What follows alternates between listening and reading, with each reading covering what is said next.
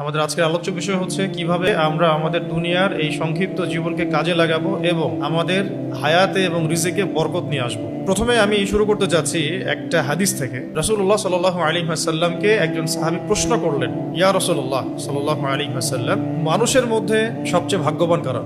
মানুষের মধ্যে সবচেয়ে শ্রেষ্ঠ কারা বা ভাগ্যবান কারা, সর্বোত্তম কারা? তো নবী করিম সাল্লাল্লাহু আলাইহি ওয়াসাল্লাম উত্তরে বললেন যে মান তালা উমরুহু ওয়া হাসুনা আমালুহু, মানুষের মধ্যে সবচেয়ে ভাগ্যবান হচ্ছে তারাই যাদের নেক হায়াতকে লম্বা করা হয়েছে এবং নেক আমলকে বৃদ্ধি করা হয়েছে। মানুষের মধ্যে সবচেয়ে সৌভাগ্যবান তারা যাদের জন্য নেক হায়াতকে লম্বা করা হয়েছে এবং নেক আমলকে বৃদ্ধি করা হয়েছে, মানে নেক আমল দুনিয়ার জীবনে বেশি বেশি করার তৌফিক দেওয়া হয়েছে।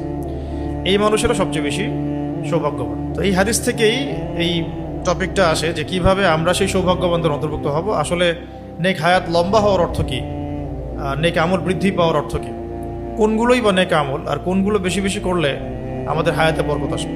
যেহেতু আমাদের টপিকটা কি, কিভাবে দুনিয়ার জীবনের এই সংক্ষিপ্ত হায়াতকে বরকতময় করব। আলটিমেটলি আমরা দুনিয়াতে থাকবো হয়তো 60 বছর, 70 বছর, 80 বছর। এই জামানায় আরও কম, এই জামানায় 40, 45, 50 মানুষ নাই হয়ে যাচ্ছে।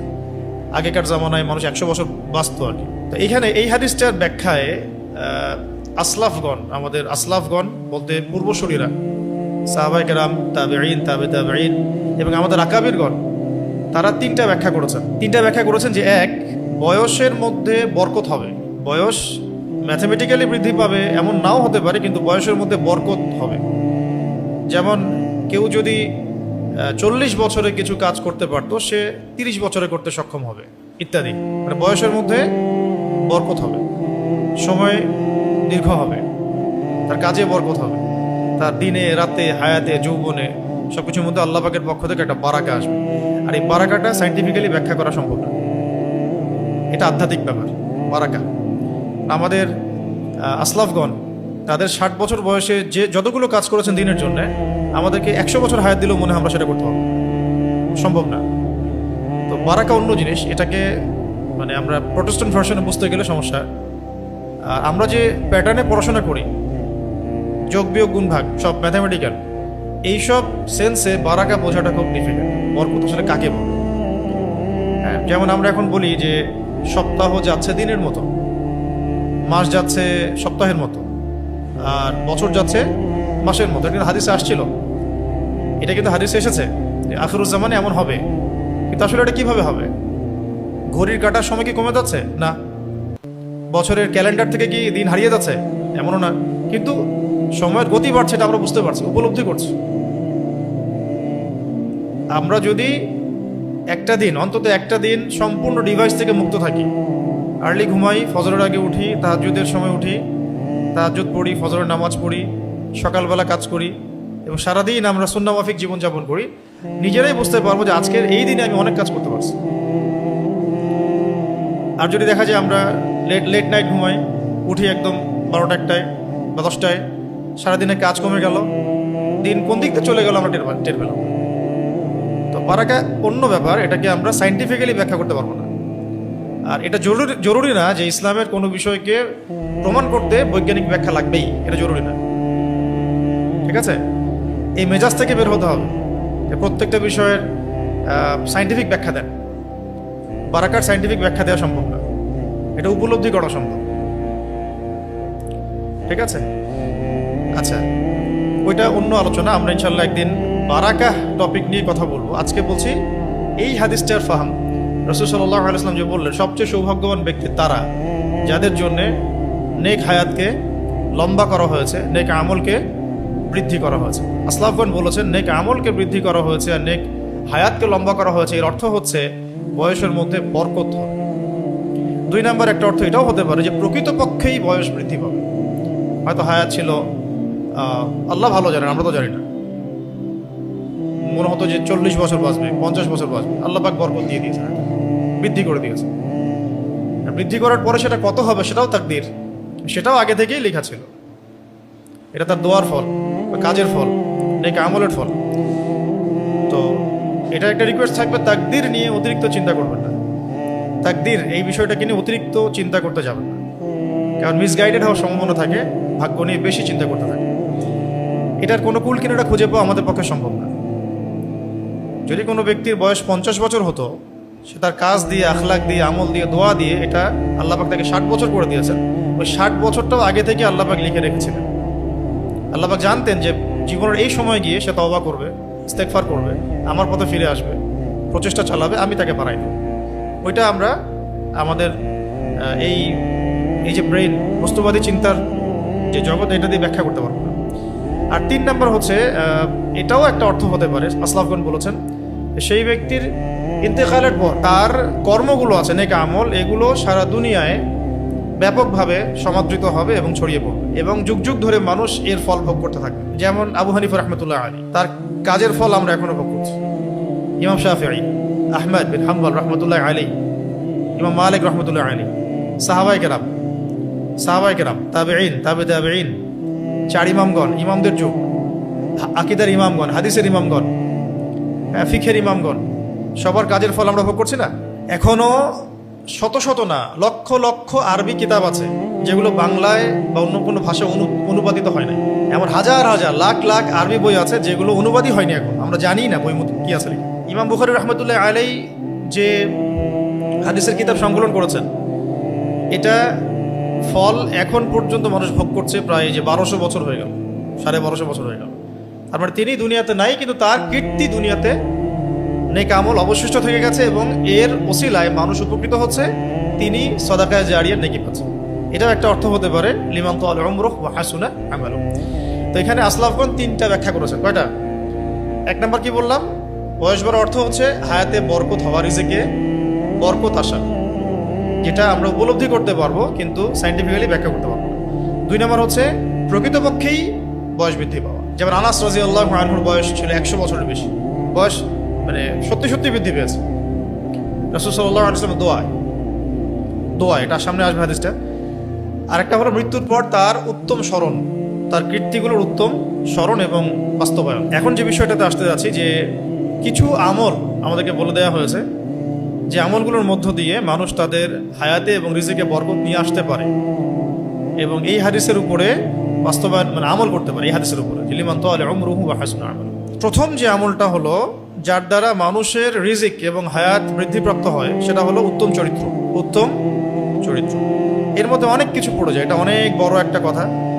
এই উত্তম চরিত্র ব্যাখ্যা করতে গেলেই একটা পুরো দার্স প্রয়োজন। তো এটার ব্যাপারে সাহাবায়ে কেরাম, আমাদের আসলাফগণ, তারা যেটা বলেছেন যে কোরআনুল কারীমে আল্লাহ রাব্বুল আলামিন যা যা করতে বলেছেন সেগুলোকে করা, এবং আল কোরআনের মধ্যে আল্লাহ পাক যা যা নিষেধ করেছেন এগুলোকে ছেড়ে দেওয়া। একইভাবে হাদিসের মধ্যে রাসূলুল্লাহ সাল্লাল্লাহু আলাইহি ওয়াসাল্লাম আমাদেরকে যা যা করতে বলেছেন এগুলো করা, আর যেগুলো ছাড়তে বলেছেন ছেড়ে দেওয়া।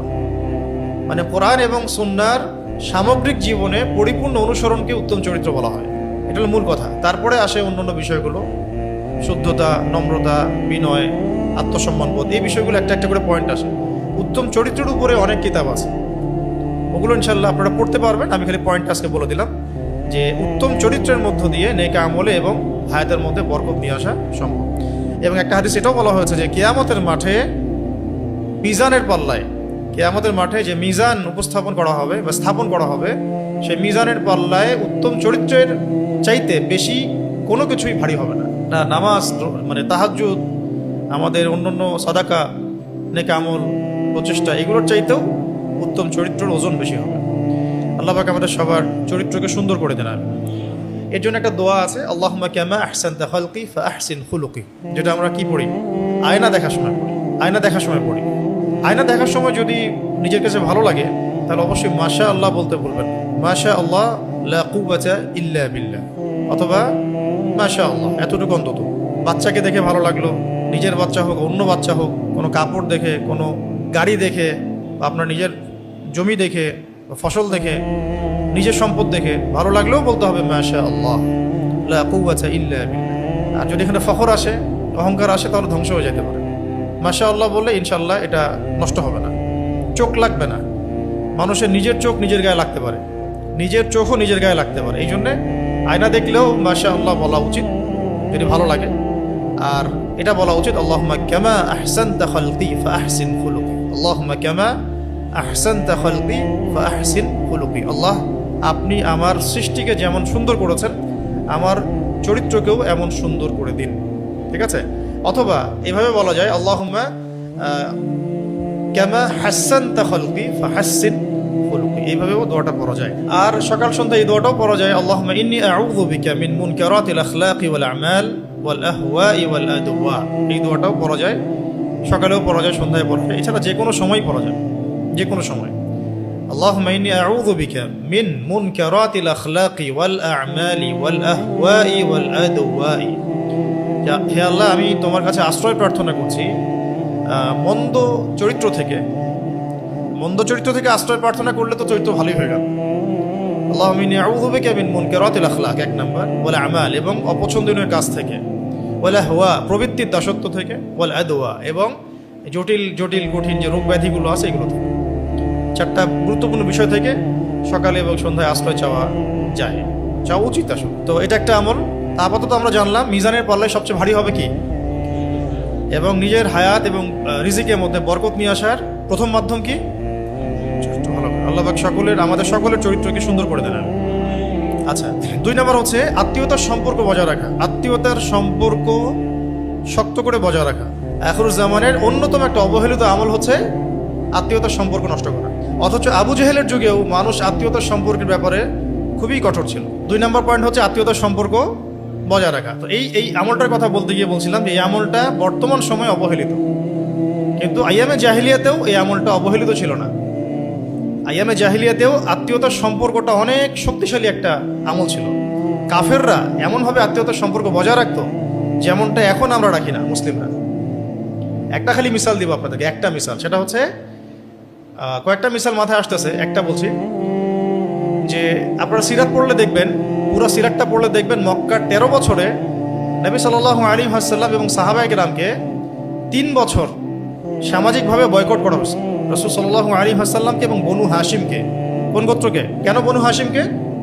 কারণ নবী সাল্লাল্লাহু আলাইহি ওয়াসাল্লাম বনু হাশিম গোত্র থেকে আসছেন। অন্য গোত্রগুলোকে কিন্তু বয়কট করা হয় নাই, শুধু নবী সাল্লাল্লাহু আলাইহি ওয়াসাল্লাম এবং বনু হাশিম গোত্রকে বয়কট করা হয়েছে সামাজিকভাবে। কারণ কাফেররা বারবার চাপ দিচ্ছিল রাসূল সাল্লাল্লাহু আলাইহি ওয়াসাল্লামকে আমাদের হাতে উঠিয়ে দাও, কিন্তু অমুসলিম হওয়া সত্ত্বেও, ইসলাম কবুল না করা সত্ত্বেও বনু হাশিম এই কাজটা করে নাই। তখন আবু তালেব সামন থেকে প্রোটেক্ট করেছে, না আমার ভাতিজাকে আমি দেবো না, তোমরা যা ইচ্ছা করো, আমি মাটির তলে দাফন হওয়া পর্যন্ত আমার ভাতিজার গায়ে একটা হাত দিতে পারবো না। যদিও তিনি মুসলিম হন নাই, যদিও তিনি ইসলাম কবুল করেন নাই, আমার ভাতিজা, এই যে শব্দটা, আমার ভাতিজার গায়ে একটা ফুলের টোকা পর্যন্ত পড়তে দিব না আমি যতদিন পর্যন্ত বেঁচে আছি, তোমরা যা করার করো। শুধু একবার গিয়ে উনি বলেছিলেন, আমি আমার বয়স হয়েছে, আমার বৃদ্ধ কাঁধে অতিরিক্ত বোঝা দিও না হে মুহাম্মদ সাল্লাল্লাহু আলাইহি ওয়াসাল্লাম। নবী সাল্লাল্লাহু আলাইহি ওয়াসাল্লাম বলেছেন, আমার এক হাতে চাচা ওরা সূর্য এনে দিলে, আর এক হাতে চাঁদ এনে দিলেও আমি এখান থেকে থামবো। হয় আমি ইসলামের দাওয়াত দিতে দিতে নিজেই হালাক হয়ে যাব, না হলে এই দিন অবশ্যই মাশরিক মাগরিবে বিজয় লাভ করব। এই ছিল ওনার ডিটারমিনেশন। এরপর থেকে তিনি কখনো আর দ্বিতীয়বার প্রশ্নও করেন নাই যে তার কষ্ট হচ্ছে। এই বনু হাশিম গোত্রকে আবু জেহেল, আবু লাহাব, উতবা সাহেবারা, এরা মিলে, মানে আইয়ামে জাহিলিয়াতের যে দারুন নাদওয়া পার্লামেন্ট, এরা মিলে 3 বছর সোশ্যালি বয়কট করেছিল। না তাদের সাথে ওঠা বসা করবে না, লেনদেন করবে না, চলাফেরা করবে না, ইভেন তাদের সাথে বিয়ে শাদীও করবে না। তখন তারা শিয়াবে আবু তালেব মানে পাহাড়ের পাদদেশে গিয়ে 3 বছর তারা গাছের ছাল পাতা খেয়ে থেকেছেন, মানে সোশ্যালি বয়কট করা, উন্মুক্ত কারাগারের মধ্যে। কত বছর? 3 বছর। 3 বছরে যারা বয়কটের শিকার হয়েছেন তারা সবাই মুসলিম ছিলেন না। নবী সাল্লাল্লাহু আলাইহি ওয়াসাল্লাম এবং বনু হাশিম গোত্র, তো বনু হাশিমের সবাই কিন্তু ইসলাম কবুল করেনি। তখন ইসলাম কবুল করার কারণে তারা এই মানে সমস্যাটাকে নিজের ঘাড়ে নেন নাই। নিয়েছেন কোন কারণে জানেন? আত্মীয়তার সম্পর্কের কারণে। মুহাম্মদ আমাদের আত্মীয় হয়, আমরা বনু হাশিম গোত্র, আমার গোত্রের উপরে আক্রমণ এসেছে। সে মুসলিম হোক আর অমুসলিম হোক সেটা তারা বাছবিচার করছে না। আমাদের ভাতিজা, আমাদের লোক, আমাদের ভাই, আমাদের চাচা ইত্যাদি। বুঝতে পারছি কথা?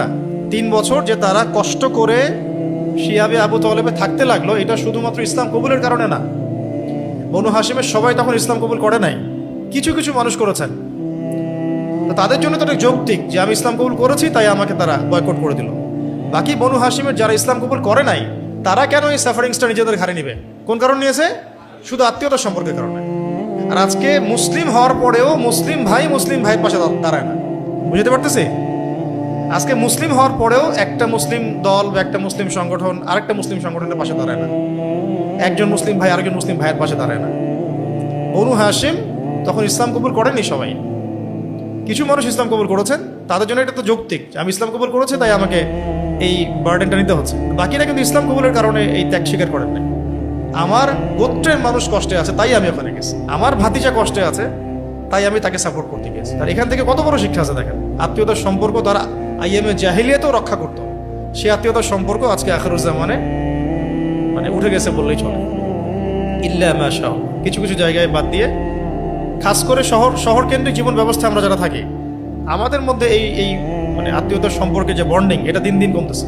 কমতে কমতে এমন একটা পর্যায়ে যে এখন তো ওই হাদিসের উপর আমল হচ্ছে যে পিতা সন্তানকে হত্যা করছে, সন্তান পিতাকে হত্যা করছে, ভাই ভাইকে হত্যা করছে, আরেক ভাইকে হত্যা করছে। এমনটা হচ্ছে না? এটাও কিন্তু আখিরুজ্জামানের হাদিস। শেষ জামানে এরকম হবে যে আত্মীয়তার বন্ধন যেমন নষ্ট হয়ে যাবে, একইভাবে ভাই ভাইকে হত্যা করবে, পিতা সন্তানকে, সন্তান পিতাকে, সন্তান মাকে, এভাবে হত্যা করবে। এখন দেখেন এগুলো চলছে, এবং ফিগার পরিসংখ্যানটা কিন্তু খুব অল্প না, অনেক ভালো, রেশিও কিন্তু অনেক ভালো। তো আল্লাহ পাক আমাদেরকে আত্মীয়তার সম্পর্ক বজায় রাখার তৌফিক দান করেন। এই বিষয়ে একটা হাদিস বলি, তারপরে আমরা পরের টপিকে যাচ্ছি।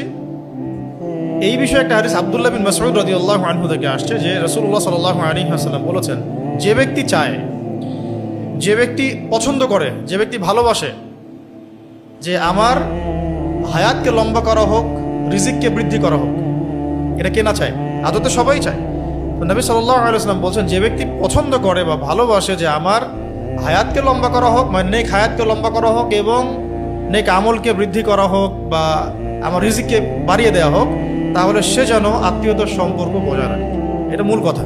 আত্মীয়তার সম্পর্ক বজায় রাখলে নেক হায়াতে বরকত হবে, রিজিকের মধ্যেও বরকত হবে। তখন ওই হাদিসের আমল হয়ে যাবে যে ওই ব্যক্তি সৌভাগ্যবান যার জন্য নেক হায়াতকে লম্বা করা হয়েছে, নেক আমলকে বৃদ্ধি করা হয়েছে। এটার জন্যে আমরা কি করতে পারি? বেশি না, ধরেন যে খোঁজ খবর নেওয়া, এখন তো টেকনোলজি যুগ, ফোনের যুগ, ফোনে খোঁজ খবর নেওয়া, দেখা সাক্ষাৎ করা, হাদিয়া তোফা দেওয়া। হ্যাঁ, এবং আত্মীয়দের মধ্যে অনেকেই থাকবে যে আমাদের আইডিওলজির না, তারা আমাদেরকে বাজে কথা বলতে পারে, কষ্ট দিতে পারে, তখন সবর করা, চুপ থাকা, এবং সম্পর্ক নষ্ট হয় এমন দিকে নিয়ে না যাওয়া। যে নষ্ট করতে চাচ্ছে তার সাথেই জোড়া লাগানোর চেষ্টা করা। আর এমন হতে পারে কোনো কোনো ক্ষেত্রে যে কোনোভাবেই টেকা যাচ্ছে না, এখানে এটা ইমান কুফরের ব্যাপার হয়ে যাচ্ছে, তখনও মানবিক স্বাভাবিক সম্পর্ক বজায় রাখতে হবে, পরিপূর্ণ মানে ডিসকানেক্টেড হওয়া যাবে না।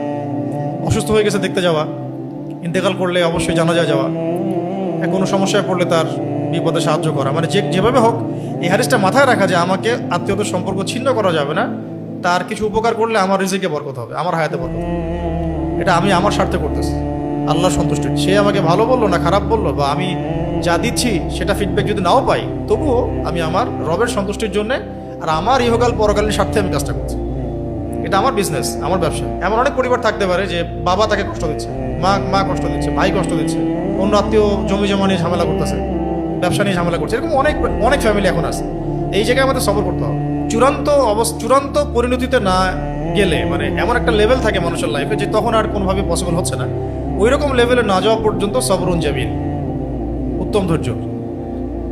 আর যদি একদম ইমান কুফর, দুনিয়া আখিরাত বরবাদ হয়ে যাওয়ার মতো অবস্থা দাঁড়াচ্ছে, সেক্ষেত্রে আসহাবুল কাহফ এটা একটা প্রমাণিত আমল, যেটা করা শুরু করলেই দেখবেন রিজিকে বরকত হচ্ছে, পরীক্ষিত আমল এটা। এবং যেগুলো হয়তো সলভ হচ্ছে না, তখন আত্মীয়দেরকে হাদিয়া তোফা, তাদের পিছনে খরচ করা, এই আমলটা রসিলা করে যদি দোয়া করা যায়, মাকসাদ হাসিল হয়ে যায় ইনশাআল্লাহ। এটা পরীক্ষিত আমল। 2 নম্বর, প্রথম পয়েন্টটা কি ছিল? এই প্রসঙ্গে একটা হাদিস বলেছিলাম, কিয়ামতের মাঠে মিজানের পাল্লায় সবচেয়ে ভারী হবে কি? ওই টপিকে আরেকটা হাদিস ছিল, ওটা বলতে ভুলে গিয়েছিলাম, এখন মনে পড়েছে, বলে দেই। নিশ্চয়ই মুমিন ব্যক্তি শুধুমাত্র উত্তম চরিত্রের দ্বারা সে দিনে সিয়াম পালনকারী এবং রাতে কিয়ামকারী এই ব্যক্তির সমতুল্য হয়ে যায়।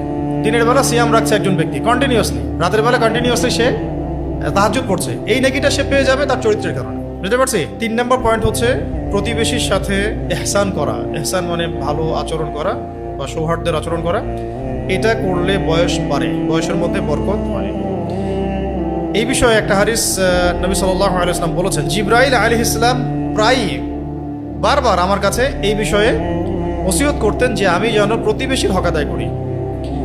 এমনকি আমার ধারণা হচ্ছিল, নবীজি বলছেন সাল্লাল্লাহু আলাইহি ওয়াসাল্লাম, যে এমনকি আমার ধারণা হচ্ছিল যে তিনি প্রতিবেশীকে আমার ওয়ারিশ বানায় দেন কিনা,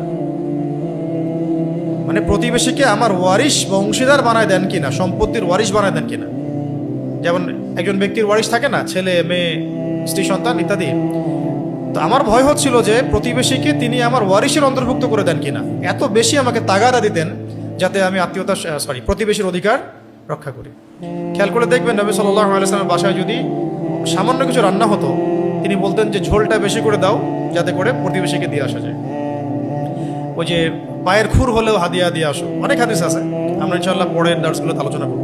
আজকে পয়েন্টগুলো বলতেছি যে প্রতিবেশীর অধিকার রক্ষায় সচেষ্ট হওয়ার চেষ্টা করুন। আল্লাহ পাক আমাদেরকে তৌফিক দান করুন। 4 নাম্বার হচ্ছে, এটা লিখেন, 4 নাম্বার হচ্ছে যে কাজগুলোর মধ্য দিয়ে আমরা আমাদের বয়সকে বৃদ্ধি করতে পারি এবং আমাদের রিজিকের মধ্যে বরকত আনতে পারি, তার মধ্যে 4 নাম্বার একটা কাজ হলো হারামাইন শরীফে বেশি বেশি নামাজ পড়া।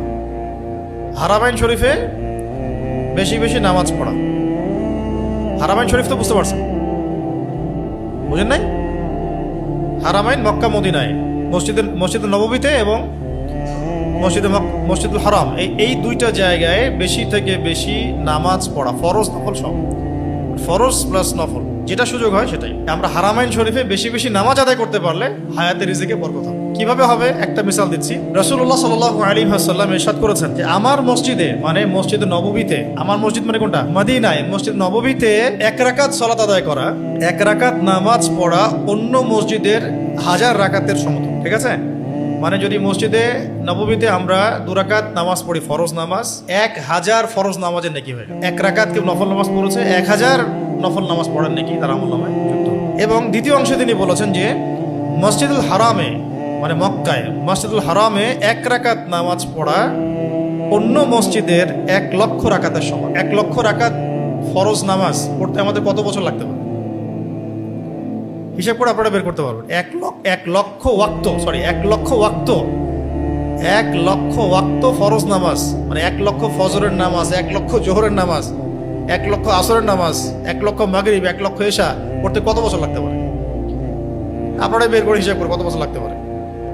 একদিনে 5 বার হয়, তাহলে এটা ক্যালকুলেট করলে বের হবে কত বছর লাগতে পারে আমার 1 লক্ষ ফরজ নামাজ পড়তে। ওইটা আদায় হবে একদিনের মধ্যে, একদিনের 5 ওয়াক্তে সেটা আদায় হয়ে গেল মসজিদুল হারামে। আমাদের অর্থনৈতিক সামর্থ্য হলেই হজ উমরা করা উচিত। এটার জন্য বয়সের অপেক্ষা করার দরকার নাই যে আমার বয়স হয় নাই, বিয়ে শাদী করি, বাচ্চা কাচ্চা হোক, মেয়ে বিয়ে দিব, তারপর হজে যাব, এইসব ফালতু চিন্তাবাদ। সামর্থ্য হয়ে গেলেই হজ করা উচিত, উমরা করা উচিত, অন্তত উমরা তো করা উচিতই। ওই জায়গাগুলোতে না গেলে আপনি সিরাতের বিষয়গুলো বুঝতে পারবেন না। ওই লোকেশনগুলোতে, সিরাতের মোবারক জায়গাগুলো যদি আপনি ভিজিট না করেন, সেখানে ইবাদত না করেন, তাহলে উপলব্ধি করতে পারবেন না যে কোথায় কি হয়েছে। আর যদি নেককার কাফেলার মধ্যে না যান, নেককার মানুষদের, তাহলেও সমস্যা। কারণ তখন দেখা যাবে যেহেতু ওখানে আলেম নাই, বুঝিয়ে দেওয়ার মানুষ নাই, তখন দেখা যাবে যে আপনি যাচ্ছেন ঠিক আছে, আবার আসলেন, ভুলেও গেলেন, অতটা তাসির হলো না। শুধু নববীতে এবং হারাম শরীফে যদি আমরা বেশি বেশি নামাজ পড়ি, তাহলে ওই যে অনেক অনেক রাকাত, লক্ষ লক্ষ হাজার হাজার রাকাত নামাজে নেকি হয়ে যাবে। আবার যদি এই নামাজগুলো ওখানে জামাতে পড়তে পারি, তাহলে তো আরো 25 গুণ বেশি নেকি, 27 গুণ বেশি নেকি, তাই না? ব্যাস। আচ্ছা, এটা গেল হারাম শরীফের ফজিলত।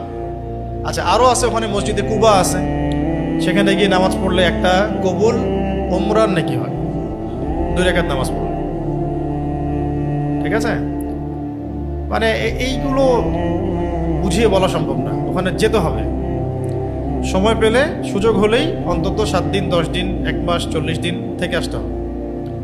জীবন পরিবর্তন হয়ে যায় অনেকের, ওখানে আল্লাহকে পাওয়া যায়, রাসূলকে পাওয়া যায়। যখন আপনি জান্নাতুল বাকিতে যাবেন, দেখবেন যে সাহাবায়ে কেরাম শুয়ে আছেন এখানে, সবাই নিজেকে তুচ্ছ মনে হবে। উপলব্ধি বোধ থাকতে হবে। এখন তো অনেক হৃদয় আছে, উপলব্ধি বোধই নাই। রূহ আছে, উপলব্ধি করতে পারে না। উপলব্ধি করার ক্ষমতাটা একটা বড় নিয়ামত। এবং এই জন্য আমি পরামর্শ দিই, হজ করার আগে, উমরা করার আগে অবশ্যই সিরাত পড়ে যাবেন। পুরা সিরাতটাকে ভালো করে পড়ে তারপর যাবেন, তাহলে বুঝতে পারবেন এই জায়গায় এই ঘটনা ঘটেছিল, এই জায়গায় ঘটনা ঘটেছে, এই জায়গায় এটা আছে। আমাদের মদিনা বিশ্ববিদ্যালয়ে অনেক ভাই আছেন মাশাআল্লাহ, ওনারা তো সিরাতের প্রত্যেকটা জায়গার উপর ওদের রিসার্চ আছে, গবেষণা আছে। আমরা গেলে আমাদেরকে ঘুরে ঘুরে দেখা যায় এই জায়গায় ভাই এটা হয়েছে, এই জায়গায় এটা হয়েছে। তো চোখের পানি আপনি ধরে রাখতে পারবেন না, যদি সিরাত পড়া থাকে আর দিলের মধ্যে এহসাস থাকে, এহসাস উপলব্ধি। আল্লাহ পাক সবাইকে তৌফিক দান করেন, আমিন। আচ্ছা, আর এটা কি বললাম, কয় নাম্বার? 4। 5 নাম্বার হচ্ছে, এটা স্বাভাবিকভাবেই 5 নাম্বার হচ্ছে জামাতের সাথে নামাজ পড়া। জামাতের সাথে নামাজ পড়া, এই বিষয়ে হাদিস আপনারা সবাই জানেন, আমি রিপিট করছি যে ইমামের সঙ্গে সালাত আদায় করা একাকী নামাজ পড়ার চাইতে 25 বা 27 গুণ বেশি নেকির কাজ। তার মানে আমি 25 ওয়াক্ত ফরজ নামাজ পড়তে যতটা শ্রম লাগবে, সময় লাগবে, 1 ওয়াক্ত ফরজ নামাজ জামাতে পড়লে আমার সেই নেকি হাসিল হয়ে গেল। এই জন্য জামাতের নামাজে পাবন্দি হলে আমার হায়াতে বরকত হলো, রিজিকে বরকত হয়ে গেল।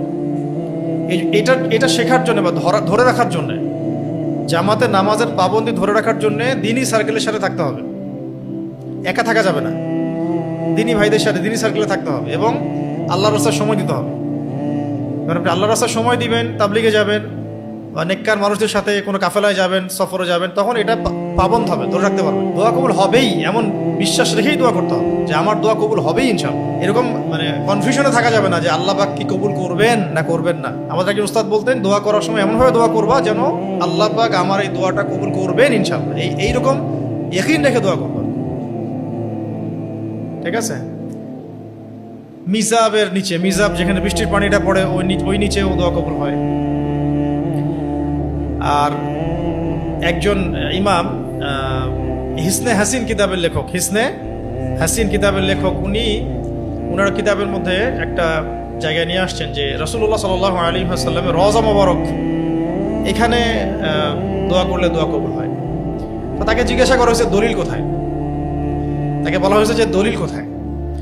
উনি অ্যান্সার দিচ্ছেন সুন্দর করে, বইয়ের মধ্যে দেখবেন, লিখছেন যে যদি এখানে দোয়া কবুল না হয় তাহলে দোয়া কবুলটা হবে কোথায়? রাসূল সাল্লাল্লাহু আলাইহি ওয়াসাল্লামের কাছে গিয়ে আল্লাহর হাবিবের মানে আমি উম্মাহ, এই ওসিলা করে দোয়া কবুল না হলে আর কিভাবে হবে?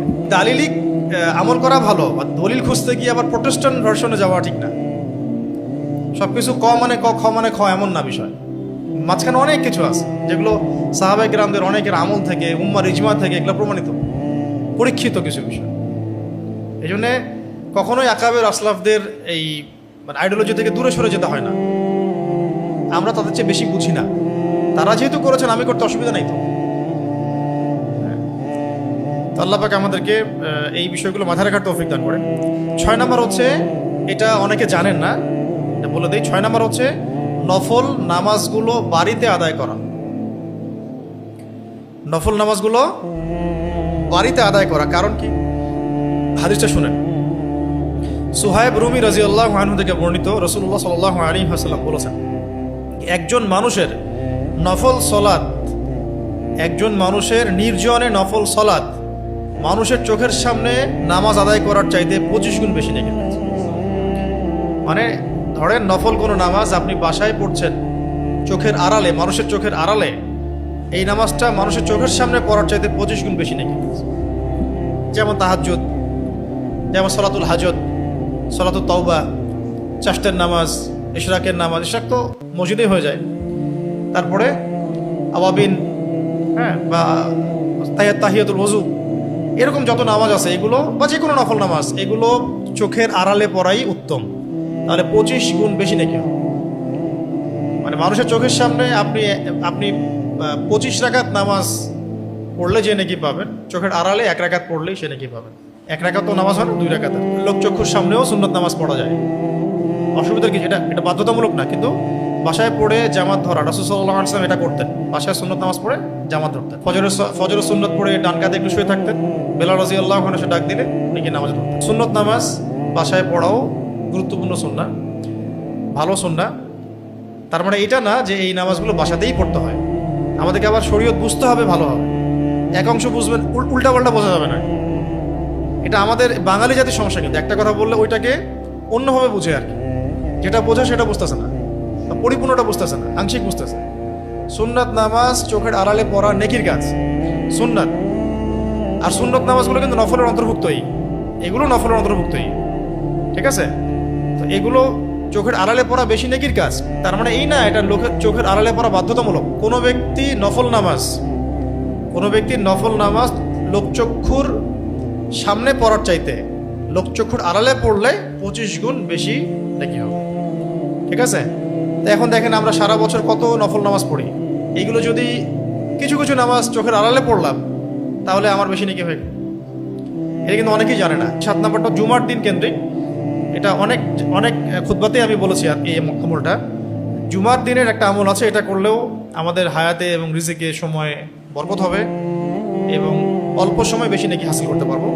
সেটা হলো যে রাসূল সাল্লাল্লাহু আলাইহি ওয়াসাল্লাম বলেছেন, জুমার দিন কেউ যদি উত্তম রূপে গোসল করে, জুমার দিন কেউ যদি উত্তম রূপে গোসল করে, সুন্দর কাপড় পরিধান করে, সামর্থ্যের সেরাটা, আতর খুশবু ব্যবহার করে, মানে পরিপাটি হয়ে বাহনে না চড়ে পায়ে হেঁটে জুমার খুতবায় যায়, জুমার নামাজে যায়, কাছাকাছি মসজিদ, পায়ে হেঁটে যাওয়ার সামর্থ্য আছে, যাচ্ছে, অনেক দূরে না যে গাড়িতে যেতে হচ্ছে, অনেক দূরে হলে সেটা আলাদা বিষয়। আপনি এখান থেকে যদি এখন বাইতুল মুকাররমে যান পায়ে হেঁটে, সেটা তো আর হইল না, ওটা তো উল্টা বোঝা হইলো আর কি। কেউ যদি জুমার দিন উত্তম রূপে গোসল করে, ভালো কাপড় পরে, এরপর পায়ে হেঁটে মসজিদে যায়, যথাসম্ভব ইমামের সামনাসামনি বসে এবং মনোযোগের সাথে খুতবা শ্রবণ করে, মনোযোগের সাথে খুতবা শ্রবণ করে, অনর্থক কোনো কথাও বলে না, কোনো কাজও করে না, কাউকে ডিস্টার্ব করে না, এই ব্যক্তির প্রত্যেক স্টেপ মানে প্রত্যেক ধাপের বিনিময়ে 1 বছরের নফল রোজা, 1 বছরের নফল নামাজের নেকি দেওয়া। ধরেন এখান থেকে আমরা 1000 স্টেপ গিয়ে কোথাও জুমার নামাজ ধরলাম, জুমার দিনে সকাল সকাল গোসল করে ভালো কাপড় পরে সুগন্ধি লাগিয়ে বের হয়ে গেলাম। ঠিক আছে? 1000 স্টেপ হাঁটলাম, হেঁটে এই আমলগুলো করলাম, ইমামের কাছাকাছি বসলাম, মনোযোগের সাথে খুতবা শুনলাম, কাউকে ডিস্টার্ব করলাম না, কাউকে কষ্ট দেই নাই, অনর্থক কোনো কথা বলি নাই, অনর্থক কোনো কাজও করি নাই, ইমামের সাথে নামাজ আদায় করলাম। এখন এই ব্যক্তির প্রত্যেক পদক্ষেপের বিনিময়ে, একটা পদক্ষেপের বিনিময়ে 1 বছরের নফল রোজার নেকি পাবে। একটা পদক্ষেপের বিনিময়ে 1 বছরের নফল রোজা, 1 বছরের নফল নামাজ, তাহাজ্জুদ এবং রোজা, সওম, সিয়াম, কিয়াম, দুটো নেকি পাবে, সিয়াম এবং কিয়ামের নেকি পাবে। তাহলে এটা কত বড় সুযোগ, এটা তো বলার অপেক্ষা রাখে না। এতে করে তার কি হচ্ছে, হায়াতের মধ্যে বরকত হয়ে গেল। ওই আমল করতে তার 1000 বছর লাগতো, সেটা একদিনে হয়ে গেল। এটাও একটা ফাহাম হায়াত এবং রিজিকে বরকতের। 8 নম্বর হলো চাষ্টের নামাজকে সংরক্ষণ করা। চাষ্টের নামাজকে সংরক্ষণ করা। চাষ্টের নামাজ কোনটা? ইশরাক চাষ্ট আলাদা, ঠিক আছে, একই নামাজ বাট টাইমিংটা আলাদা। ইশরাকের নামাজ হচ্ছে আমরা ফজরের নামাজ জামাতে পড়লাম, পড়ে জিকির আজগার তাসবিহ তাহলিল করতে করতে সূর্য উঠে গেল। সূর্য ওঠার পরে ধরেন যে আধা ঘন্টার পরে আমরা 2 রাকাত নামাজ পড়লাম, এটা হলো ইশরাকের নামাজ। এটা পড়লেও বহু নেকি হয়, একটা কবুল হজ এবং কবুল ওমরার নেকি হয়। এটা যদি ইমামের সাথে জামাতে পড়ে, ওইখানে বসে থাকে, বসে জিকির আজগার করে, তিলাওয়াত করে, তাসবিহ তাহলিল করতে থাকে, দোয়া করতে থাকে, সূর্য উঠে গেল, 2 রাকাত নামাজ পড়লো, ব্যাস তার আমল নামে একটা কবুল ওমরার নেকি হলো, কবুল হজ কবুল ওমরার নেকি হলো, কবুল হজ কবুল ওমরার নেকি হলো। এটা হলো ইশরাক। আর একটু পরে যদি পড়ে, তার চেয়ে একটু পরে ধরেন যে 11টা পর্যন্ত টাইম থাকে হয়তো বা, হ্যাঁ এরকমই তো। এখন তো ক্যালকুলেট করলেই দেখা যায়, অ্যাপসগুলোতে দেখা যায়, ক্যালেন্ডারে দেখা যায়, দিয়ে দেওয়া হয়েছে 10:30 পর্যন্ত না 11টা পর্যন্ত এমন টাইম থাকে। এর মধ্যে যে নামাজগুলো পড়া হয় এগুলো হলো চাষ্টের নামাজ। চাষ্ট বলা হয়, চাষ্ট হচ্ছে পার্সিয়ান শব্দ, পার্সি শব্দ, এটা আরবি হচ্ছে সলাতুদ দুহা, সলাতুদ দুহা। এই নামাজগুলোতে 2 রাকাত করে আপনি পড়তে পারেন। 8 রাকাত পর্যন্ত পড়ার দলিল আছে। নবী সাল্লাল্লাহু আলাইহি সাল্লাম 8 রাকাত পর্যন্ত 2 করে ইশরাকের নামাজ, চাষ্টের নামাজ পড়েছেন, মানে সলাতুদ দুহা আদায় করেছেন। এটার জন্য নির্দিষ্ট কোনো সূরা নাই, যে কোনো সূরা দিয়েই পড়া যায়, যে কোনো সূরা দিয়েই পড়া যায়। তবে অনেক বুজুর্গদের আমল থেকে এটা পাওয়া যায় যে তারা প্রথম রাকাতে ওয়াশ-শামসি ওয়া দুহাহা ওয়াল কমারি ইযা তালাহা ওয়ান নাহারি ইযা জাল্লাহা এই সূরাটা পড়তেন। আবার দ্বিতীয় রাকাতে গিয়ে ওয়া দুহা ওয়াল লাইলি ইযা সাজা মা ওয়াদ্দাআকা রাব্বুকা ওয়া মা ক্বালা এই সূরাটা পড়তেন। এটা নির্দিষ্ট নাই, অনেকে আমল করতেন। তারা আমল যে করতেন তাদের তো একটা তাসির ছিল না, তাদের তো একটা আধ্যাত্মিক চোখ ছিল, তারা বেনিফিটেড হয়েছেন।